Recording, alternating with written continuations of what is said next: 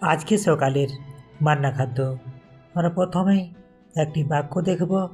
বাক্যটি নেওয়া হয়েছে বিলাপ 3 অধ্যায় 22 থেকে 23 পদ।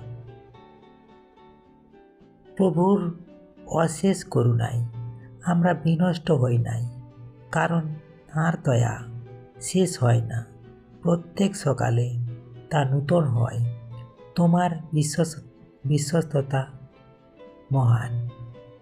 প্রভু তার বাক্যে বলছেন, এই বাক্য আমাদের শেখায় যে ঈশ্বরের দয়া কখনো শেষ হয় না। গতকাল আপনি ব্যর্থ হতে পারেন, কষ্টে থাকতে পারেন, কিন্তু আজ সকালে ঈশ্বর নূতন করুণা নিয়ে এসেছেন।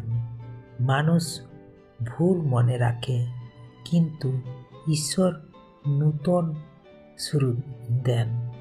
প্রতিটি সকাল মানে নূতন সুযোগ, নূতন আশীর্বাদ, নূতন আশা।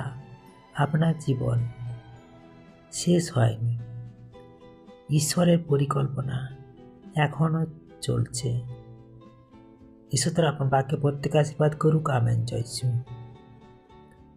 এখন আমরা এই বাক্যের উপর নির্ভর করে একটি প্রার্থনা করি। চলুন আমরা প্রার্থনায় এখন আসি।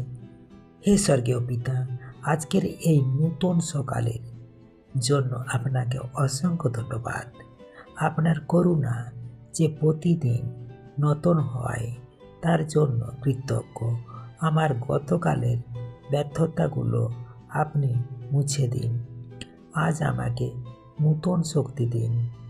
আমার পরিবারকে আপনার দয়ায় ঢেকে রাখুন। আমার ভয় ও হতাশা দূর করুন। আমার হৃদয়ে নূতন আশা জাগান। আপনার বিশ্বস্ততার উপর ভরসা করতে শেখান। প্রার্থনা, প্রভু যিশু আপনার পবিত্র নামে চাই। Amen, amen, amen. জয় যিশু। Praise the Lord.